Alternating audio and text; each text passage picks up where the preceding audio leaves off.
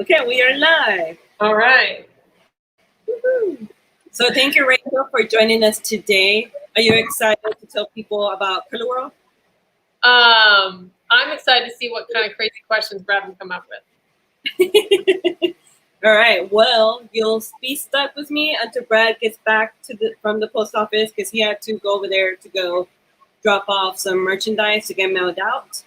And hopefully we get some people with some great questions. So I guess the first question I can ask you is, how did you come up with Colorworld, and how do you come up with all of these ideas and put it into paper? Well, ideas can come from anywhere, so it's not just like one place. I don't have like my idea like method. Hey Esther, hey Rob, how's it going? I'm about to sneeze, so just give me a second. You're like where you feel a sneeze coming on, and you're like, if I keep talking, then it's just going to come out at the worst time. Okay, now it's not coming. All right. So that happens to me like all the time. Yeah. So I actually had a hangout with Fernando yesterday, and he asked that question. Okay. By the way, I loved how like everybody that I talked to had questions like ready. That was really cool. Because I see people at conventions all the time, and they'll ask me questions. But in the case of the hangouts, like everybody's like ready. Like, they have their questions, and they're like, "That's what I'm going to ask you." And I'm like, "Okay, well, sweet." Rob, I'm really tired this morning. It's 11 a.m. here, but it still feels really like, I don't know, feels earlier than that. Hey, Ari. James, nice to see you. Grant, my first name. Hello, everybody. Welcome to the panel. Yeah. So, all right. So the idea for Colorworld came because my dad was sick with cancer in like 2008, and my mom used to write all the kids an email to sort of update us on what was happening, because like while I lived in California at the time, my siblings lived in other places. And one of the things she said in her email was like, he's having a really hard time. And I do too. Sunday is our break day, Esther. So then my mom said, he's trying to change his treatment regimen, so he has to get off the pain medications. And so he's in a lot of pain, and he can't really talk. And the only way I have to communicate with him is to touch him. Okay. And in the email, she's like, hey, just want you guys to like take this to heart, that it's really important to touch the people that you love. Like just reaching out, putting your hand on somebody. It doesn't even have to be a hug. It just has to be like, skin contact to say like, I'm here. And she's like, and I think that he knows that, and he knows like what I'm trying to say, even if he can't communicate with me. So I just got thinking about that because I'm a very anti-touch person. I don't like people touching me. I don't want people in my space. I have 5 kids, but like when they all like you feel overwhelmed when you feel I get anxious.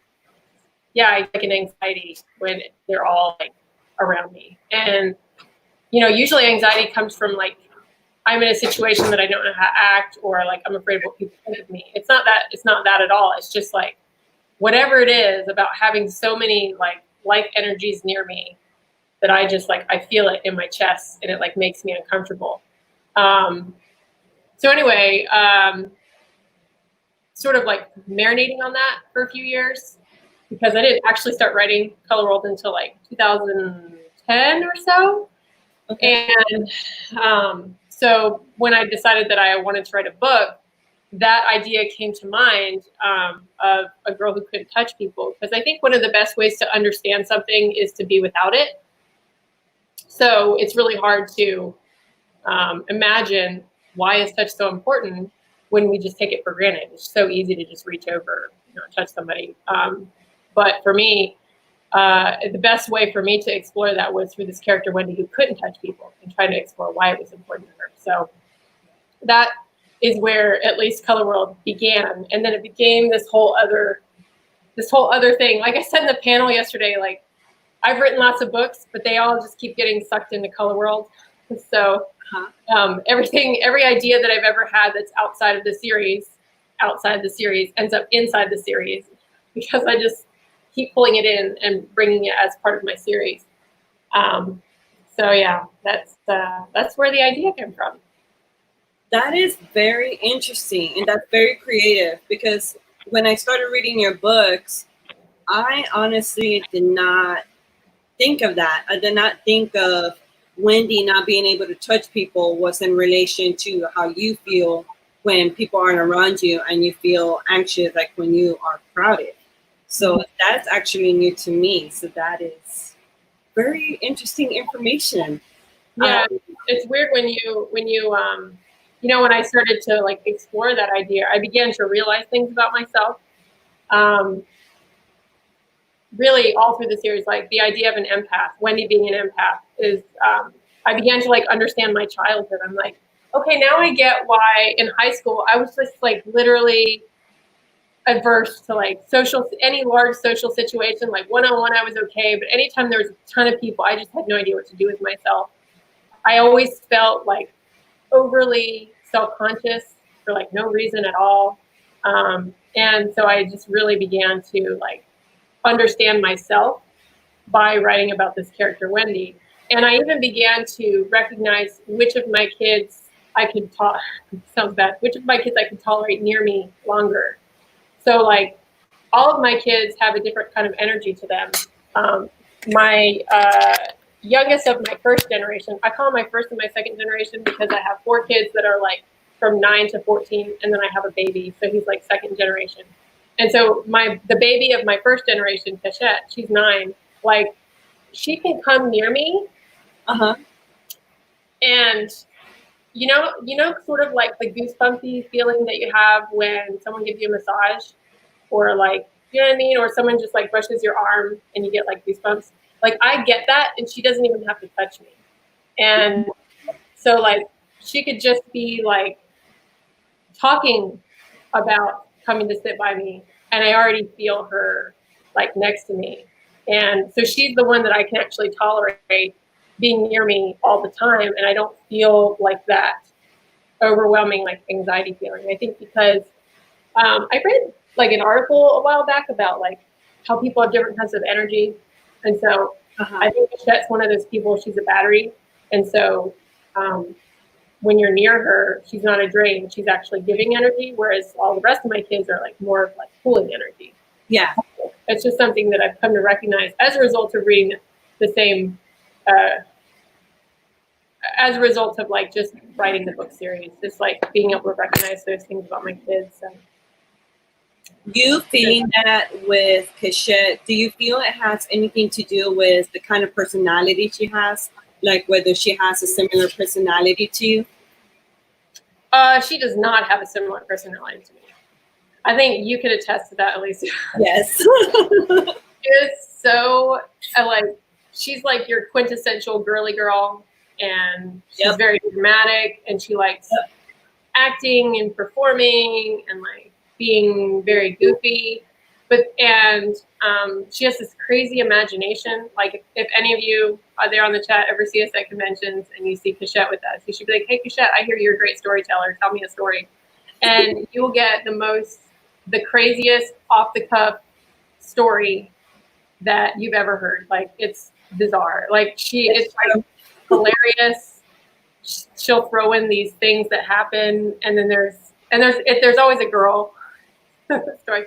So there's this girl, and then she comes up with these crazy names like Choofy and like Ciara and Tiara, and like usually they rhyme. Like I don't know. It's just like so. Right. Yes, I'm doing great. How are you? How's everybody's Saturday going? Anybody have anything exciting happening, going on? I don't know. I'm just doing this panel, and then I get to hear Russell.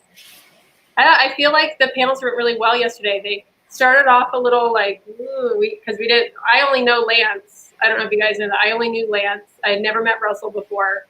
And so I had a rapport with Lance, and I know like how he operates. And then when Russell sort of like picked up on like our energy, he's like more comfortable. So I don't know if any of you, I know Rob was there. I saw you, Rob, and Esther.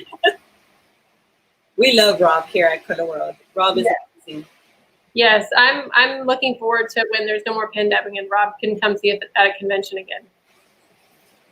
All right. So another interesting thing that I would love to talk about is how do you write down the details for your book in regards to a timeline? So I know I read and started reading Dreamworld, but Dreamworld, I was getting so tricked because it was starting exactly like Colorworld. So it took me off guard, and I'm just like, wait, didn't I just read this? Isn't just Colorworld? Like, I think I moved it up to you, and I asked you, like, Rachel, is this a misprint? I know. I told people yesterday in the panel, I'm like, people that know me always end up coming up to me when they read Dreamworld, and they're like, I think there might be something wrong with this book. Have you finished Dreamworld, Alicia? No, I've read so far the first 5 chapters. Okay. So you have to I will tell you into detail what part I'm in, but I don't want to spoil it for anybody that hasn't like read up to Dreamworld. Yeah. Well, so my answer to everyone who gets caught up in like not knowing what's going on in Dreamworld is like, just keep reading. It'll make sense. But as far as timelines, I have a master timeline that I keep. And as the series has gone on, I've been very careful about knowing exactly what day things happen. So even if I don't put it in the book per se, like, hey, this happened on Tuesday, June 28th, 2015, like I will have it written down somewhere. Thank you, Ari. We were just, Alicia's in the shop right now, so she's in the warm zone. I'm in my daughter's room in the air conditioning. We just made like a whole bunch of masks. So we got all like hot in the press room and then had to hop into this. Anyway, my timeline that I keep, so I have like exact days that things happen. And a lot of times it's like graphs. It'll be like Gabriel, Wendy, Kaylin, Ezra, who are like the 4 main characters in the series. And then next to that is like the dates.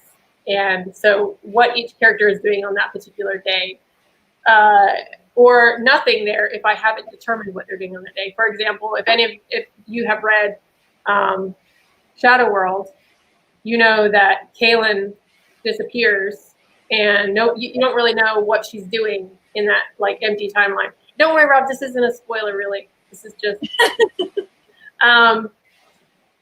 yeah, so she's gone from this, she's not disappeared, but she's gone from the series for a bit. You don't really know what happens, or like you don't meet up with her again until book 5.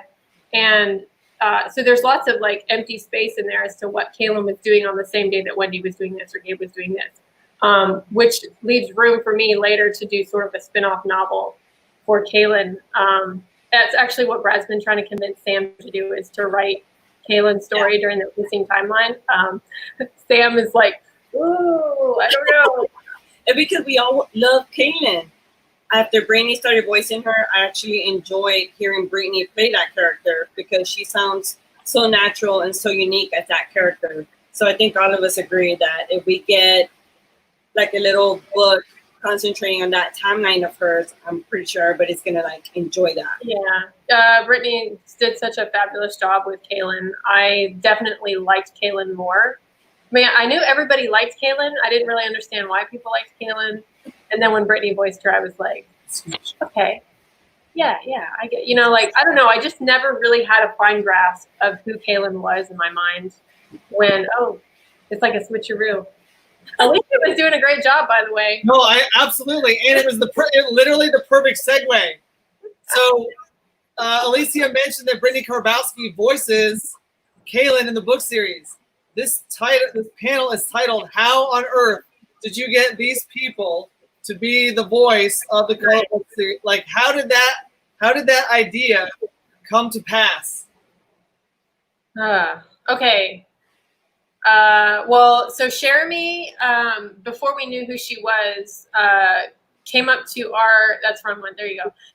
Came up to our booth several times to try to buy the book series. I think we were out of the book. Like 3 times. Yeah, and then on the 3rd time, we were at SAC Anime, and she came up and asked for the book. And then I don't know if Brad noticed that she was a guest or what, but he's like, I think I know. I think there's something's here. Like, this is something. So he like looked at the guest list and saw that Cherami was there, and he's like, "Oh my gosh, Rachel, that is the voice of Lucy." And of course, at that time, we were like hot and heavy into fairy tale and like loved fairy tale. And so the fact that Lucy from fairy tale, sorry, Cherami, I know you don't like it to refer to it by your character, but was interested in buying Colorworld. And I think she bought like the first 3 when we finally saw her again. But eventually, when Brad started talking about doing the audiobook, he was like, "Hey, wouldn't it be really cool if like we had," I think we had also met Todd Havercorn at that, if we had Todd do your book series, because he's done lots of audiobooks. Tons of audiobooks. Yeah, and I was like, yeah, I mean, yeah, that'd be cool, but I'm not really into like dudes reading chicks and chicks reading dudes in audiobooks. And Brad was like, what if we had Cherami too? I was like, would she do that? I don't think she's done any audiobooks. Never. Like, we can ask her. So he posed the question to Cherami, and Cherami was like, "Oh yeah, I would totally love to do that. I've never done it before, but that sounds fun." And then I think she did like sort of a little shout out video to Todd and be like, "Hey Todd, why don't you do this audiobook with me?" And then Todd didn't really come on board until I saw him at Treasure Valley Comic-Con in Idaho. And I said, "Hey Todd, so Brad's been asking about doing this audiobook. Are you serious? Would you like to do this?" And he's like, "Well, if you're serious, I'm serious. Here's my agent's number and or my agent's email address." So we emailed Melissa, and then the rest is history. Yeah, I had thought Todd was joking. Like, I thought it's just something that you just say yes. You're like, this is the polite thing to say, and you just say yes. And then I remember you going to that Treasure Valley Comic-Con. I'm like, you need to look him in the eye and point blank say, "Todd Havercorn, do you want to read my audiobook?" And he was like, "Yeah, I told Brad that I would do it." And so I thought this whole like talk to my agent was like, that's just how they get rid of you. Yeah, yeah. Well, I think in a sense that's sort of a gateway. Like if you go through the agent, then clearly you're like, you're legit and you're gonna like do this. Because I'm sure they get asked all the time to do this or that project. And it doesn't actually amount to anything. So yeah. What was it like the when did you believe it was going to happen? When did you actually believe that your book was going to get turned into, like, did you suspend belief? Was there a time where you're like, okay, this is a pipe dream, I'm just going to let this guy take on this project, and if it comes? I think it was when we got the sample. I feel like they sent us a sample. They did. Todd and we were driving to some convention somewhere, and we listened to it in the van, and we're all just like, we heard like Cherami reading, and then like Todd comes on as Ezra, and we're like, yay! You know, like kind of like geeked out a little bit. And I think that was when I was like, okay, this is going to be a thing. There's going to be an audiobook with Cherami reading my book series, and Todd's going to be voicing the male roles. And all right, they're cool. Like this is real. Were you ever scared of the bill? Yes. Every time I'm scared of the bill. What made you take the leap in terms of saying like this was money well spent? We've kind of always been ahead of our time as far as Colorworld. Like we always think about what people are going to want when there's more of an audience. Like we always have more, we're getting more of an audience all the time. And things like having an audiobook and having a store and having merchandise and that all becomes more important the larger your fan base is. And so we've always just had this idea that if we're going to do it, then we have to do our absolute, a job that we can be proud of at any point along the timeline of Colorworld existing. So if you're going to have an audiobook, then you have the best freaking audiobook around. And you don't cut corners and say like, well, I don't have enough of an audience to support what this is going to cost me to do this. You know, when it came to doing the audiobook, I told Todd and Cherami, I was like, this is like the third time that we've tried to do this. Yeah. We've tried on 2 other occasions to hire people to do the audiobook, and it just kept not happening. Like, we would pay money, they would produce it, either it wasn't exactly what we wanted it to be quality-wise, or they just didn't finish the project after we had paid. And so it was just kind of one of those scenarios where it was like, okay, we're going to try this. We're going to do this. And I think that it's actually going to stick this time.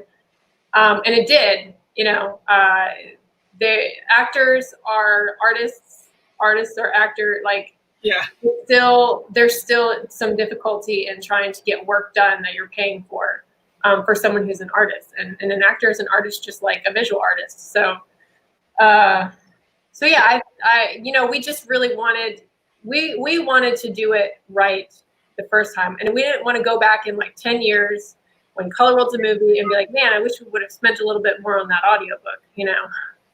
Although admittedly, if there was one thing that I wish that we could have done or would have done, it's adding soundscape. But we just ran out of time every time. We seem to run out of time every time to add in sound effects, and which I think would have been really, really cool. So I will take that note and send it over to Jason. I'm sure Jason is scared at this point. I remember the first audiobook, we got it back, and then within a week or two, she received a breast cancer diagnosis, and I feel like we were just like looking at each other like, how do you go to somebody who just got told they got breast cancer and be like, remember all that thing that you did? Could you start at the beginning? Yeah. I think the mountain to climb for that was so, and so the next go round, it was a really good friend of ours, many years, probably a decade, who is a sound engineer who was producing things at the time. And then he was like, I know just the people for the project. And they recorded the whole book, entire book, and then it never got edited. Hey, Jeff. In fact, that was what happened with the third book, right? Whole project. Oh yeah. Completely recorded. And then Melissa's house like got destroyed and like her life blew up. Melissa is the director of Colorworld and Teleworld audiobooks. Yeah. Go ahead. What happened? Happened? Like, she was texting us like, oh, there's water everywhere. Oh, I can't get my insurance company to pay for it. Oh, we're struggling with a contractor because blah, blah, blah, blah, blah, blah, blah. And Brad and I, having been through that before, knew that it was a 100% legit excuse because, yeah, we've been there, done that. And so there was no like animosity from us or disappointment that Melissa couldn't complete the task. We just knew that we had to find someone else who was going to compile LumaWorld, put it together, and turn out, you know, a lovely finished product. So that was where Jason came in. And Jason, I know, really, really, really loves soundscape. He loves sound effects. Like, that's his thing. Yeah. And he really wanted to do that in LumaWorld.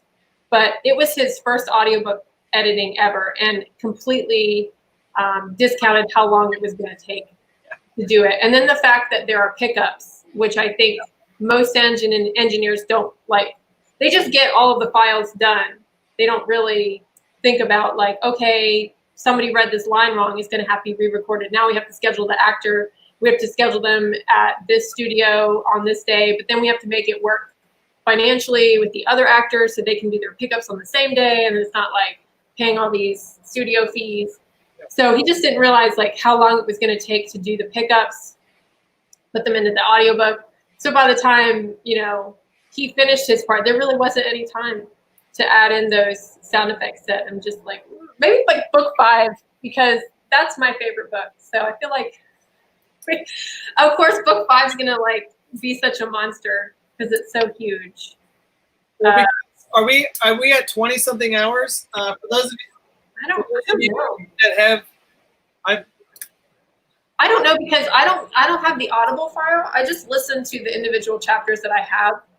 So someone who has Audible, who has LumaWorld, for example, on Audible, do you know how many finished hours it is? I feel like I buy all of your audiobooks.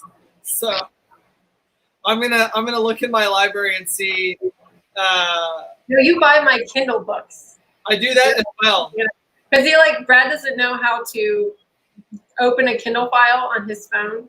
So he just goes and buys it so that the Amazon system can make it appear in his library. Because he's I need it to be easy. I'm really inside of an old man. Yes. I don't like tech at all. 19 hours. Okay, so yeah, a little over 19 hours, Esther says. Jeff concurs. We'll give, who was first? All right, we'll give Jeff. Jeff got in there at the same time as Esther, and then Rob is right behind. All right. Okay, so DreamWorld is more than twice as big as LumaWorld. So 40 hours. Like a whole work week. 40 hours it's going to take. You're going to have to go to work to read DreamWorld. Give me that.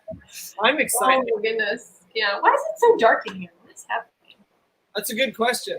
Oh, but that helped. Whatever you just did helped a little bit. But Okay. do you have any lights on at all? No, let me see if I can turn that one. I don't know if it'll make a difference. It's so bright in here already. Oh, is it really? That's interesting. That I always feel washed out. Oh, there you go. I always feel washed out because the light in here is it's a few feet away from my No, face. but it's darker. I know it's darker in the shop, but you look better lit than I do.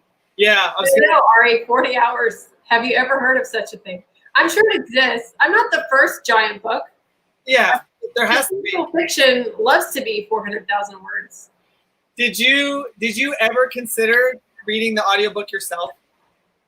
No. I've been asked that a lot, and I'm like, no. At no point did you.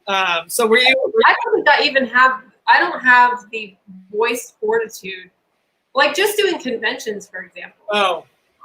By the end of the weekend, I'm just so, my voice gets scratchy really easily. I think you really have to work out your voice to be able to read for that long. I mean, I know even Cherami, she can only read, I think, what did they tell us? 7 hours? I think 7 hours, which to me is insane. I don't think I can read for 7 hours, but that's her threshold. So she can't just record until the cows come home. She has to take breaks. Well, and what was really interesting to me as part of the recording process is that I would get texts from Todd. Todd's really been the director for Cherami the whole time. I know that in Teleworld, Melissa was very much involved. For those of you who don't know, Teleworld is the first time ever in the history of Todd Havercorn and Cherami Lee. That was LumaWorld, I thought. I'm pretty sure Teleworld was recorded separately and LumaWorld was recorded together. You might be right. I'm gonna have to go back and look. The Colorworld audiobook series is the first time ever that Todd and Cherami have performed together in the same physical space ever in their entire career. It's the first time that Todd and Cherami have ever recorded together. Yes, in the same room. Yep. Because usually you just get your lines and then you read your lines and you have no idea what the person you're talking to sounds like. Yep. But I don't know. I'd have to take another listen to it to see if you can tell. Yeah, does this sound more authentic because they're in the same room? In Colorworld, yeah. Okay, Kiri says that it was Teleworld. That's what I thought. Because I remember Teleworld was such a production. It was we're at some point Brittany will go back and Cherami is wonderful. And one of the things that blew me away with Cherami was Louise. When Cherami played Louise, I was like, I cannot believe this is the same, Wendy and Louise are played by the same woman. It blew me away. Cherami's old lady or old crazy evil lady voice is out of sight. But Teleworld was the first time we brought Brittany in because I feel like we listened to the whole Colorworld and we're like, I feel like Kaylin needs her own voice. Kaylin is such a different character from anybody else in the book that she needed her own voice. And so I got the crazy idea to get just all the Dragon Slayers. Like if I got Todd Habercorn, I should be able to get Brittany Karbowski and Davidwald, which was funny because at the time, Davidwald was invisible. Do you remember? Did you have thoughts on like? I remember like we had never seen him at a convention Ever. before. But I don't remember who got in touch with him to have him audition, because we actually had auditions for Mike. Like, you know, with Brittany and Todd and Cherami, we just said, hey, can you do this thing? But with Mike, we actually had 3 different people audition for that role. And the names on the list are insane. Like people that have done anime forever. Like some of the oh my gosh. I got to meet everybody at the beginning of the year. Kyle Hebert, Jason Douglas. Dude, Jason Douglas, I remember wanting so bad after, do you remember the feeling of like? Yeah, we decided we were going to save him for like a later role. Like, yes. He had such a mature, like Morgan Freeman type, like, you know, he should read an audiobook. Oh, like yeah. That. Yes. Jason Douglas is. Yeah, and Mike is so much more of like grungy, like kind of ragtag. Like he's not refined. And then I feel like that was the same thing with Kent Williams. Like Kent Williams, like say that out loud. You guys, Kent Williams auditioned for Mike, but he was so nice. Kent is the nicest, sweetest, which is hilarious because so is David.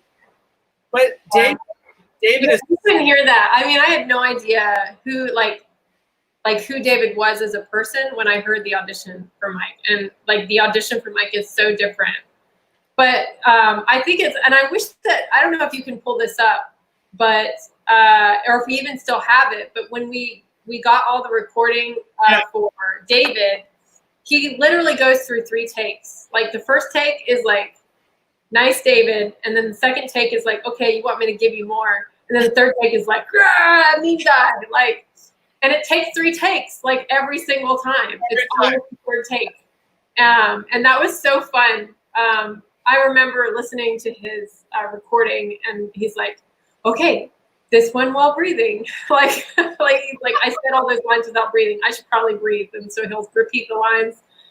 And then you can hear him breathing, or he'll get like meaner or, you know, harder hitting, because David just is naturally so like, I love you guys. Yes. David is a giant. My text messages between me and David. I know, they're ridiculous. There's so many kissy face emojis and hearts. I've never seen so much pink in my life. I know. In text messages between me and David. Oh, man. And I remembered David had already recorded Teleworld. I don't think we had recorded Luma World yet. But I was meeting him for the first time after he had already recorded Teleworld. And I lasted like maybe 10 seconds. And I was like, can I please have a hug? I need to hold you. We all want to hold David. Yes, especially now. If you get a chance, Davidwald, so he's the voice of Gajiel in Fairy Tail. He's Tetsu in My Hero Academia. He's Bulat in Akame ga Kill. He just lost his mom. So he has been dark on social media the last couple of weeks. If you get a chance to send David a hug online, please take the time to go find him he's very open as a person and allows a lot of people access to his Facebook and tweets back and forth very regularly. But if you have noticed him go dark, he just lost his mom. And I believe he just published the tribute that he did after the funeral yesterday or the day before. So go ahead and look for that. David is a spectacular human. Who do you secretly want? In your head, Rachel, do you have voices for anybody, or is that so like somebody else handles that. I don't even. I don't know. Like, am I supposed to be like, hey, here's what we've talked about? Like, isn't that like in anime? They never announce like who's until it's like official. They're like, I think with that, we can do whatever we want because we own the book. Because we own the project. Yeah, it's like there's no breaking of NDA. Well, I know we talked about Monica playing a part in Ezra's book. Oh, yes. If you haven't read book 6.1, then you don't know that there are 7 sisters in that book. And so we were going to have Monica do all 7 sisters. All 7. Yeah. I'm so hyped for that. Yeah. And then, of course, we talked about Jason Douglas. Who do you want? I was thinking Horatio. Who you also don't know until Ezra's book. I thought we were gonna have Chris Sabat. Yeah, we talked about Chris. I mean, yeah, maybe. Okay, well, we talked about it. Jason Douglas is also a great pick for that. And then Colleen, I really wanted to do Shia. Yeah. So because Colleen can do such a strong yes, saying the word strong, but such a less oh, I like this cute little girl. Like, Colleen can do your more mature female voice. Yeah. And I feel like Shia is that character that she would never talk in like a girly voice. Right. She would be very like Urza, like, you heathens, you like. Yeah. You know? Yeah. And so Colleen, I would love to see do that one. We just watched Urza kill her mother last night, so Colleen. Yeah. Definitely, she's got a set to do it. She's a badass. Yeah, and then I recently decided who I was going to write for book 6.5. So it'll be the one after the one that I'm doing right now. Okay. And so we have to have a completely separate voice for that, and I haven't really, because it's like and then of course we already got Veronica Taylor to say she would totally do Charlotte. And we're going to have, oh my gosh, Tara Sands and Veronica Taylor are going to be. Judy and Charlotte. I'm so, it'll be fun. I'm so hyped for that book. So Charlotte, for those of you who don't know, is like a 60-something retired homemaker. Yeah. And her friend is like this like crazy pistol, same age as her, retired, divorced, runs like her own accounting business. And she's like the one that's always making Charlotte uncomfortable. Yeah. And so we need like the dynamic duo. Yeah. Veronica will be Charlotte, the more put together. And then Tara is such a live wire that I think she's going to be unbelievable. I'm so hyped for. And then I think we're going to look into Gabe Kunda, Zeno Robinson, I'm trying to think if there was a third person I had in mind, but either Gabe Kunda or Zeno Robinson for Xavier. Oh, yes. We definitely, for Xavier, want someone who is Black. Oh, yeah. I think as far as voice acting, there isn't a lot of representation there. So that's why we got Shamari to do the voice of Brianna in Limworld. Yep. And so we want to continue in that vein for sure, because the entirety of Xavier is just Xavier, so it's got to be read by. Yep, someone who's Black. Yep. And that's honestly the reason why we went. I mean, look, Cherami is unbelievable at doing. She's so good. She's so good. It's easy if you're a fan of anime to like automatically love Cherami and then be like, oh, she's so great, and say that after the fact. But Jason, who does our editing, he doesn't know anything about anime. Yeah. He just knows sound design and he knows editing. He doesn't know any of these people in the context that all of us know Cherami. And he kept saying like, she is like mind blowing. She's so good. Like this chick could win awards. Like she is so good. And this is somebody who like doesn't know that Cherami has this huge audience or that Cherami did all this work. hears her while he's editing, and he's just like, yeah, she's that good, for sure. In terms of who we pick for what, for us, it's important to be as authentic as we can. Actors, if you're in the community long enough, you'll hear the term pitched up or pitched down. So a director will pitch somebody up or down, but then you'll hear they're like, that's my range. I'm literally right there. So it's important for us to just, if we can get Veronica Taylor and Tara Sands to be women that are around their age, there's no reason to ask somebody that's 20 to sound like and it was funny. We had dinner with Veronica Taylor and Colleen Klinkenbeard, and we were taught, and then Veronica she perked up. She's like, wait, did you say audiobook? You write books? Did I hear that right?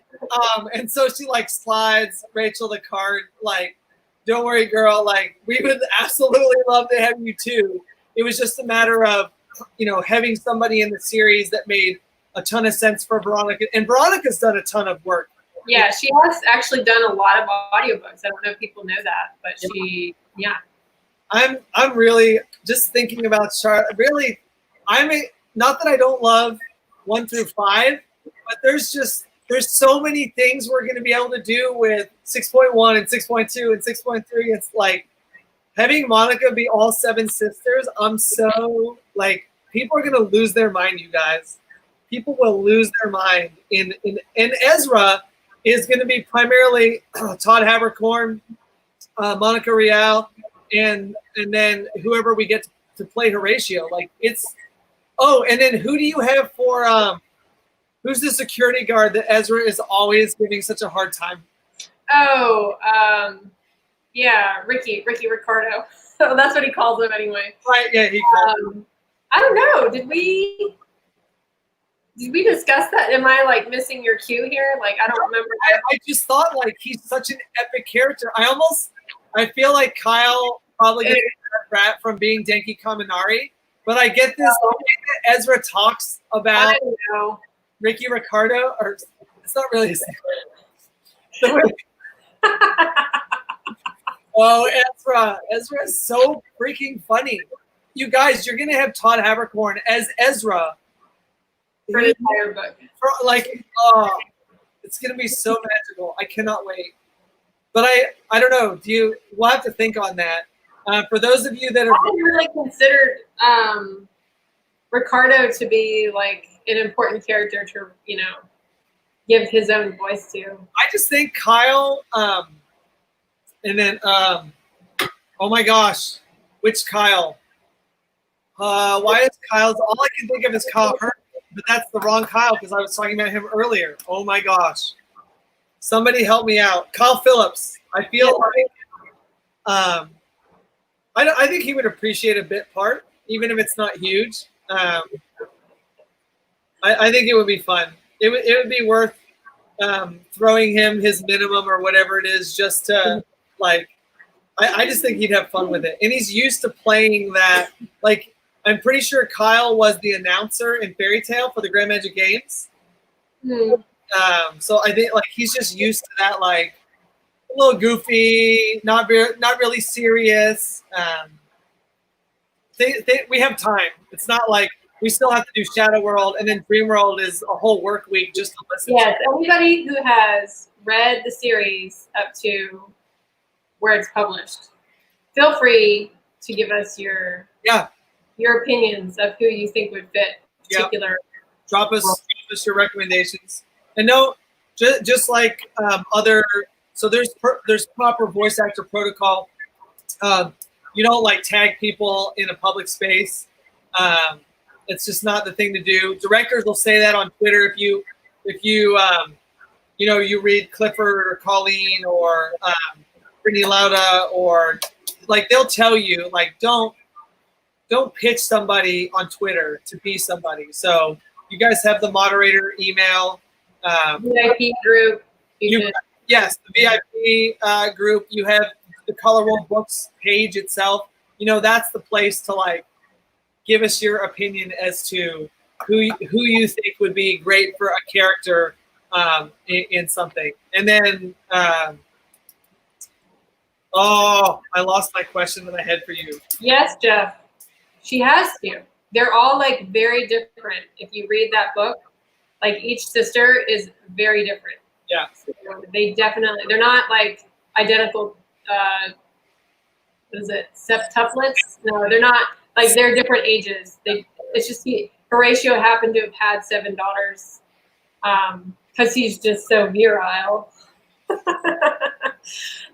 So yeah, it would be read by, like, she'd read it different voices. So it'd have to be Monica, because she has so many voices. Like when you hear her in anime, like you're like, wait, is that Monica? Like, so. Whereas I feel like some voice actresses, I can tell, like, hey, that's, yeah. Monica's range is quite broad, and I'm always taken aback when I like go to dinner or something with Monica and she's just talking to me, because she will like pick a character when she does an anime convention and speak in that character during a convention, and then we'll go out to dinner. I'm like, wait, which is Monica?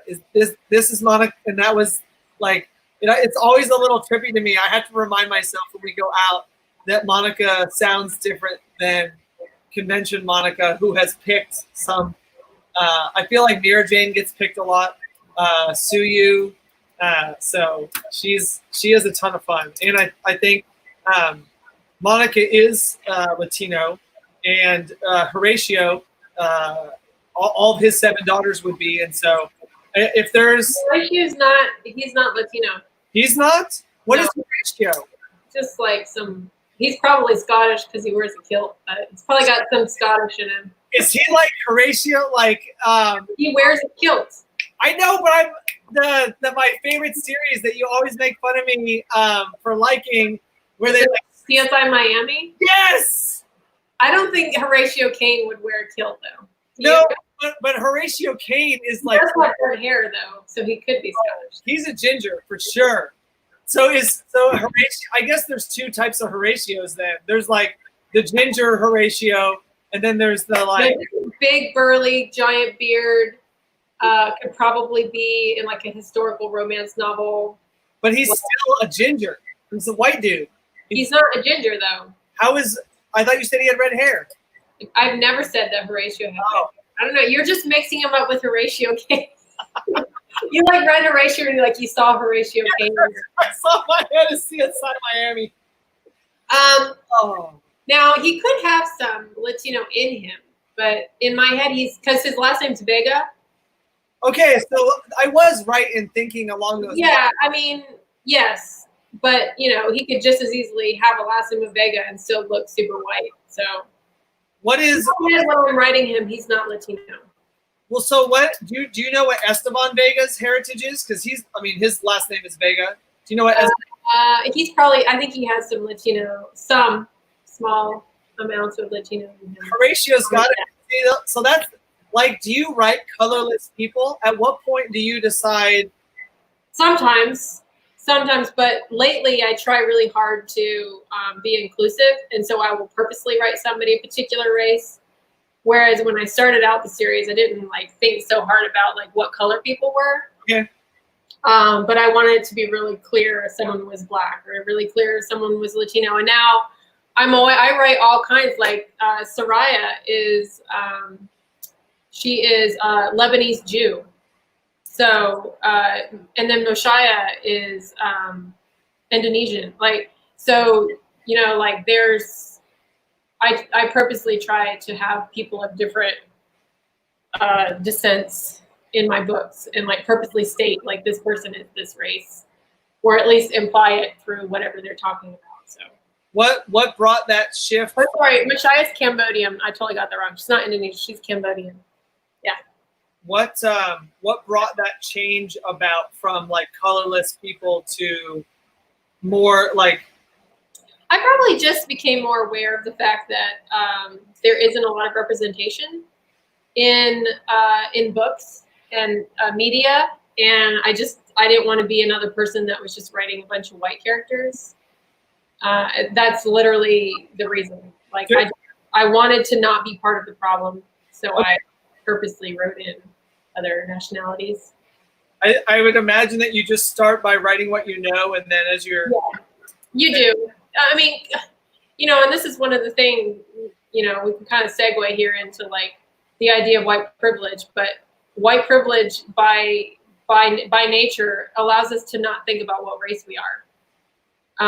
And so I just didn't think about what race I was and what, you know, so what race came out. And so I just wrote whatever I knew, and not realizing that, you know, there's, if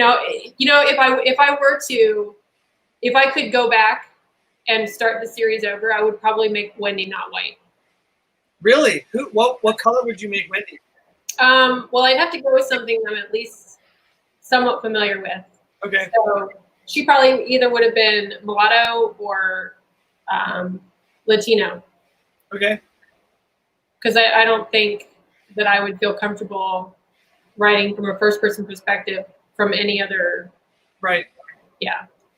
Interesting.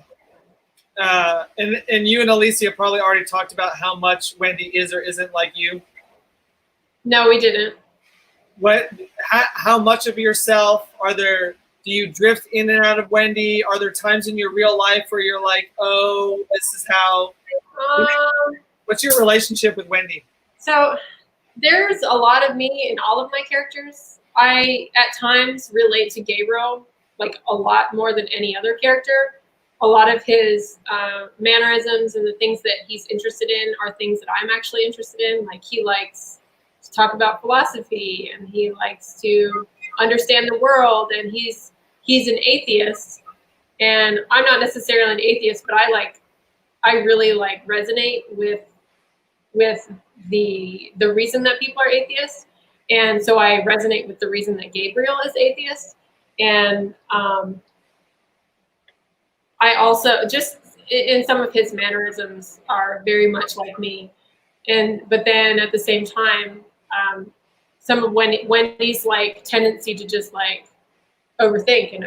Like, I often point out that like like when I wrote Ezra, it was like so freeing, because Ezra's just like, so there's this problem, I'm just gonna do this thing, oh crap, that didn't work out. Like, no, whereas Wendy's like, I don't know, like, is it the right thing? And like, do we do this? And I don't know, like, just have to make sure that I'm a good person and I don't end up going to hell for being bad. And like, whereas Ezra's like, man, I really screwed that up. Like, you know, there's such a different mentality there.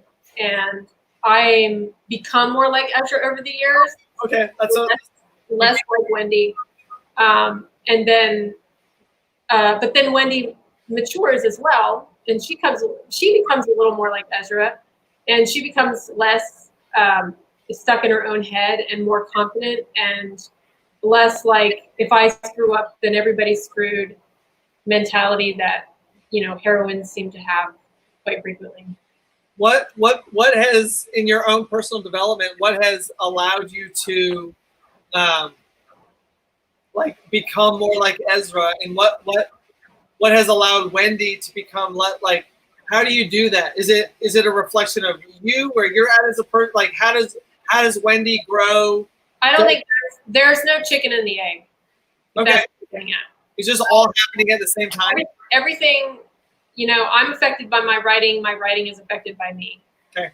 So yes, I was talking to somebody in a hangout, and I think I mentioned it when I was talking to Alicia earlier, that some of the things that Wendy realizes about herself, I came to realize about myself by writing Wendy. But then at the same time, like, I go through something in life, and then I write that into Wendy, and Wendy has now like become something different. And so it's, you know, there's no like cause and effect. There's just one eternal round. Okay. And we're all just like, you know, it's a positive feedback loop. Yeah, like, and all of my characters are like, there's some part of me, and they're all some exploration of mine. Like, there's no character that I wrote to be like completely separate from myself. You know, like Charlotte, for example, who I've said that I just Right. do not like her. Yeah.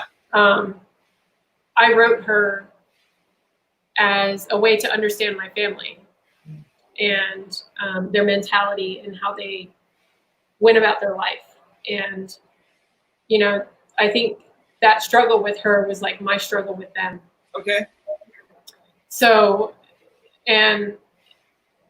like there's always no matter the character that I write, how similar or dissimilar they all have this specific purpose, because I can't write and not explore myself. Like I can't just write in a like I can't just write a story. It's being informed by life. Like all of it is being informed by life. Yes, and it has a purpose. So I'm writing with purpose, and it's not to sell books. Although that's great, you know, everybody wants an audience. But when I write a story, I'm not thinking about how I can write to make this book sell. Like, what can I write this book to make it sell? Right. I'm writing because the only way that I can really stay involved in my writing is to feel like my writing is changing me and helping me understand myself and others. Cool.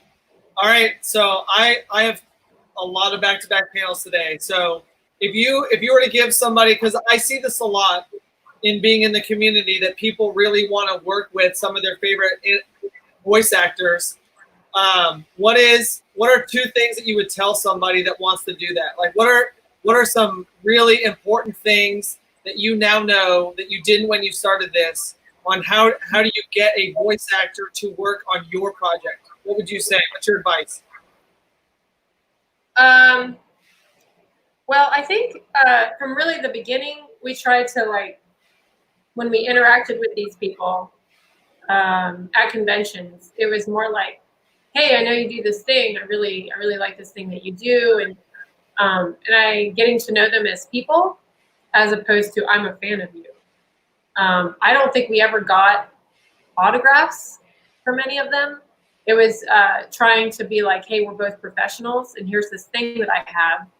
And I really love your work, and I really think that it would go well with what I'm trying to do. And then the other thing is, like, there are people with jobs, and they got to get paid. So if you come to the table with a project, you need to be prepared to pay for it. To fund it. Yeah, there's no like, oh, I love this so much, I'm going to do it for free. Nope. No, that's not how life works. And you might love this voice actor or that voice actress, but you know they have to pay their bills. Yep. And they are professionals, and they got training on the thing that they're doing. And if you want that, you pay for that. Yep. So, and there are minimums, right? There are minimums for, like, it's a 2-hour minimum. Yes. I know it's different for all of them, though, so I don't know that I would address that specifically. But there are. I mean, like, if you're like, I just really want you to read, you know, this one line, like, there's ways to do that. Well, but it's I see what you're saying. Yeah, like you can go on Tixer right now and purchase a voice recording from a voice actor, voice actress to say, you know, this thing that you want them to say, and you could use that in your whatever you're doing. I think that we've done that where we have paid for voice recordings to particular things that we were working on. And so we paid that voice actor to basically create a commercial for us. Yeah. So that's a thing too. So if you have something that's a very small project that you can just do a voice recording like on the spot, and you're not super concerned about like quality recording or whatever, that's another way that you can get. Yeah, that's a great one. We've paid Monica, Brittany, Todd, Cherami, Bryce, and probably a couple other 100% to do advertisements, and you'll see them. They'll come up on Facebook memories and Instagram memories. Yeah, 100%. The one that Brittany did as Black Star is probably to this date one of my very favorite ones that's ever been done. So, all right, Rachel Kelly, thank you so much for your time. Appreciate it. If you're lucky, maybe you'll see Rachel for your warm up later today. Remember, everyone, that there are 2 more writer panels today, and then we're going to kick off Darling in the Franxx. Brittany Lauda, Matt Shipman, Bryson Bogus are all on the program today for Colorworld Live. So come by. There are still time until they expire to book hangouts, grab autographs, officially licensed ENASA My Hero Academia stuff for Matt Shipman. And then we will see you later today. Thank you so much, Thanks Rachel. for tuning in, everybody.